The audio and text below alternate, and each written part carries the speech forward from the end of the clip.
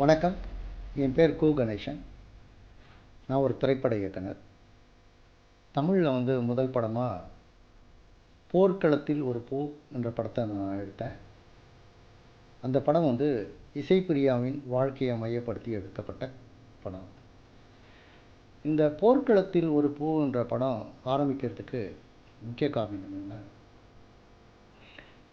Channel 4 ஒரு 2 படத்தை வெளியிட்டாங்க. பாலச்சந்திரன் குழந்தை, தேசிய தலைவருடைய கடைசி பிள்ளை, அவருடைய படத்தை குண்டு காயங்களோட வெளியிட்டாங்க. ரத்த வெள்ளத்தில் இசைப்பிரியா கொல்லப்பட்ட ஒரு நிறுவன நிலையில் அந்த காட்சியை பார்த்து உலகமே அதிர்ச்சிக்குள்ளானது. அதே மாதிரி நானும் ரொம்ப அதிர்ச்சியானேன். இந்த படம் தொடங்குறதுக்கு முக்கிய காரணம், இசைப்பிரியா ஒரு ஊடகவியலாளர். அதாவது ஒரு ஊடகவியலாளருக்கே இப்படிப்பட்ட ஒரு கொடூரம் என்றால், ஒரு சாதாரண பெண்ணுக்கு என்ன மாதிரியான அவலத்தை அங்கே செஞ்சிருப்பாங்க. இதுக்கு காரணமானவர்களை உலக நீதிமன்றத்தில் நிறுத்தணும். இந்த இனப்படுகொலைக்கு ஒரு நியாயம் கிடைக்கணும், இவங்களுக்கு ஒரு நீதி கிடைக்கணும் அப்படின்ற ஒரு கோணத்தில் இந்த கதையை நான் தேர்ந்தெடுத்தேன். எடுத்த எடுப்புலேயே நான் போர்க்களத்தில் ஒரு பூன்ற படத்தை நான் எடுக்க வரல. இதுக்கு பின்னால் நான் 1981, அதாவது பள்ளிக்கூட பருவத்திலேயே 10ஆம் வகுப்பு படிக்கும் போதே எனக்கு தமிழத்து மேலேயும் தமிழில் விடுதலை பற்றியும் ரொம்ப ஆழமாக தெரிஞ்சு வச்சுருந்தேன்.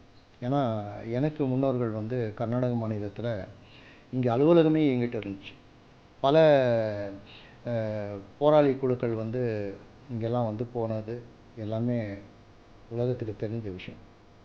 அப்படி இருக்கும்போது வெளிப்படையாகவே ஆதரவு விடுதலை புலிகளுக்கு மற்றவங்களுக்கெல்லாம் நாங்கள் கொடுக்குற ஒரு இதுக்கு இன்னொரு காரணம் இருக்குது. தமிழகத்தின் மறைந்த முன்னாள் முதல்வர் எம்ஜி ராமச்சந்திரன், எம்ஜிஆர் அவர்கள் தேசிய தலைவருக்கு பல வழியில் உதவி செய்தார்.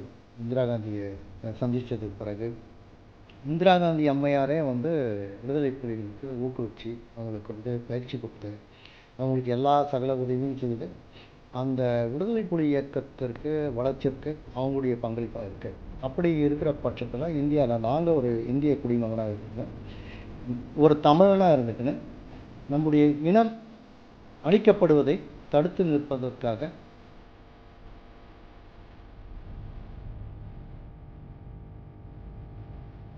எங்களால் இயன்ற போராட்டங்கள், பல விஷயங்களை நாங்களும் இங்கே இருந்த முதலாவது பால்சேக்கு புலவர் இருந்தார், நிறைய பேர் இருந்தாங்க. இன்றைக்கி சில பேர் உயிரோடு இல்லை. அவங்கெல்லாம் நேரடியாகவும் நிறைய உதவிகள்லாம் செய்துட்டு வந்தாங்க. நாங்கள்லாம் மாணவர் பருவம் தொடர்ந்து நாங்கள் பயணிச்சுட்டு வந்தோம்.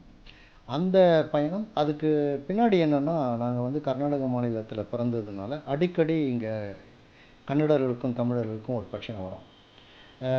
பொதுவாக பார்த்திங்கன்னா எந்த பிரச்சனையானாலும் தமிழர்கள் தாக்கப்படுவாங்க கர்நாடக மாநிலத்தில். அந்த மாதிரி ஒரு நிலைமையை சில பேர் உருவாக்கி வச்சுருந்தாங்க. அதுக்கு பல தீய சக்திகளும் அதுக்கு வேலை செய்தாங்க. ஆரம்ப கட்டத்தில் இதெல்லாம் தொடர்ந்து வரும்போது எங்கே பிரச்சனை நடந்தாலும் என்ன பண்ணோன்னா, சில தமிழர்கள் போராட்ட காலத்தில் நிற்கிறவங்கள மற்றவங்களெல்லாம் கூப்பிட்டு போய் விசாரணை பண்ணாங்க, அடிப்பாங்க, வதைப்பாங்க. இப்போ என்ன தான் பார்த்திங்கன்னா, ஆரம்பத்தில் 10ஆம் வகுப்பு படிக்கும் போதெல்லாம் ஒரு காவல்துறை ஏதோ ஒரு போராட்ட கட்டத்தில் அழைச்சிட்டு போய் உள்ளே உட்கார வச்சாங்க.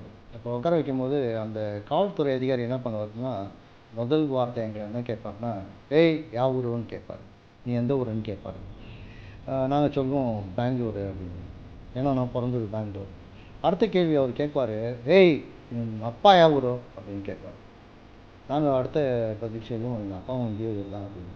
ஏய் அப்படின்னு, மகனே தாத்தா தமிழ்நாடு தானே அப்படின்னு சொல்லுவோம். டேய் பொறுக்கி, தாத்தா தமிழ்நாடு தானடா அப்படின்னு மிரட்டி எங்களை ஒதிப்பாங்க, சொல்லி அடிப்பாங்க. அடியெல்லாம் வாங்கியிருக்கோம், ஏன்னா பதில் சொல்ல தெரியாது. ஆனால் நாங்கள் இந்திய குடிமக்கள் தான். இதுக்கு வெவ்வேறு காரணங்கள். அதாவது இயற்கையாக பார்த்திங்கன்னா கன்னடர்களும் தமிழர்களும் ஒன்று தான், வெவ்வேறு கிடையாது. கன்னடமும் தமிழும் பார்த்திங்கன்னா 90 விழுக்காடு மொழி அப்படியே இருக்கும். கண்ணுனா கண்ணுன்னு தான் சொல்லுவாங்க, காலுனா காலு தான் சொல்லுவாங்க, கைனா கை தான் சொல்லுவாங்க, தேகம்னா தேகான்வாங்க, மூக்குனா மூகுன்னு வாங்கோ, வாயினா வாயின்னு வாங்கோ, பல்லுனா அல்லுன்னு வாங்கோ, மீசைனா மீசைன்னு வாங்கோ, கூந்தல்னா கூதலுன்னு வாங்கோ, தலைனா தலைன்னு வாங்கோ. இது இப்படியே எல்லாமே அப்படியே இருக்கும். 99 விழுக்காடு பார்த்தீங்கன்னா தமிழும் கன்னடமும் அப்படியே இருக்கும். இதில் வந்து அந்த மொழிக்கும் இந்த மொழிக்கும் வேறுபாடே இருக்காது, அந்த அளவுக்கு இருக்கும். ஏன்னா கன்னடம் தமிழரும் ஒன்று தான். ஏன்னா நம்முடைய நிறம், நம்முடைய உணவு, நம்முடைய உடை எல்லாமே ஒன்றா இருக்கும். ஆனால் யாரோ ஒரு ஆரிய பார்ப்பனிய செய்த சதியினால் 2 பேருக்கும் பிரச்சனை. இது பிரச்சனை ஓடிட்டே இருக்கும். இப்போ வந்து அப்படிப்பட்ட பிரச்சனைகள் வந்து இங்கே தடுத்து நிறுத்தப்பட்டிருக்கு. அதுக்கு மூல காரணம் இங்கே எங்களுடைய முன்னோர்கள் சில போராட்ட களத்தில் நின்று அரசாங்கத்துக்கு புரிதலுக்கான சில வேலைகள் செய்தாங்க. அதை தொடர்ந்து நாங்கள் செய்த ஒரு மிகப்பெரிய மாநாடு பொங்கு தமிழ் மாநாடு.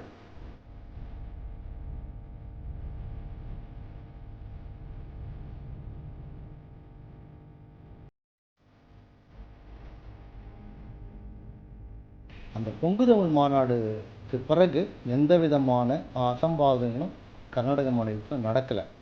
ஏன்னா அவங்களுக்கு வந்து ஒரு புரிதலை ஏற்படுத்தியிருக்கிறோம். நாம் 2 பேருமே சகோதரர்கள் தான், நம்ம வெவ்வேறு இனத்தை சேர்ந்தவங்க இல்லை, நாமெல்லாம் ஒற்றுமையாக இருக்கணுன்றதை புரிய வச்சுருக்கிறோம். அவங்களுக்கும் புரிஞ்சிருக்கு. அதில் ஒரு சில பேர் தன்னுடைய சுயலாபத்துக்காக, தன்னுடைய அரசியல் லாபத்துக்காக அவங்க வந்து சில சந்தர்ப்பத்தில் பயன்படுத்துகிறாங்க. ஆனால் அரசாங்கம் வந்து தெளிவாக இருக்குது, உறுதியாக இருக்குது. தமிழர்கள் வந்து மிகப்பெரிய சக்தியாக இருக்கிறாங்க. தமிழர்களுடைய ஆதரவு தேவைப்படுது. அதே சந்தர்ப்பத்தில் கர்நாடக முதலமைச்சர், முன்னாள் முதலமைச்சர் திரு எடியூரப்பா அவர் பொங்கு தமிழ் மாநாடில் வந்து ஒரு விஷயத்தை பதிவு செய்தார். என்னன்னா, கர்நாடக தமிழர்கள் மட்டும் எனக்கு ஆதரவு பெருசாக வழங்கலைன்னா நான் இந்த முதலமைச்சர் பதவிக்கு வந்திருக்க முடியாது. நான் கர்நாடக தமிழர்களை உயிர் உள்ள வரைக்கும் நான் மறக்க மாட்டேன், அந்த நன்றியை நான் மறக்க மாட்டேன்னு பதிவு பண்ணார். அந்த மாநாடு நாங்கள் முன்னெடுத்த பொங்கு தமிழ் மாநாட்டில் தான் அவர் பதிவு பண்ணார். அதே மாதிரி ஒரு நேர்மையானவர், நல்லவர், திருவள்ளுவர் சிலையை திறக்கிறதுக்கு காரணமாக இருந்தவர். நான் இந்த பொங்கு தமிழ் மாநாடு ஆரம்பித்தது கூட உலகத்தில் இருக்கிற எல்லா தமிழையும் ஒற்றுமைப்படுத்தணும், ஒரு சக்தியை உருவாக்கணும். ஏன்னா தமிழனுக்கு ஒற்றுமை இல்லைன்னு உலகம் முழுக்க பேசப்படுது. அது ஒரு விதத்தில் பார்த்திங்கன்னா உண்மையாகவும் இருக்குது.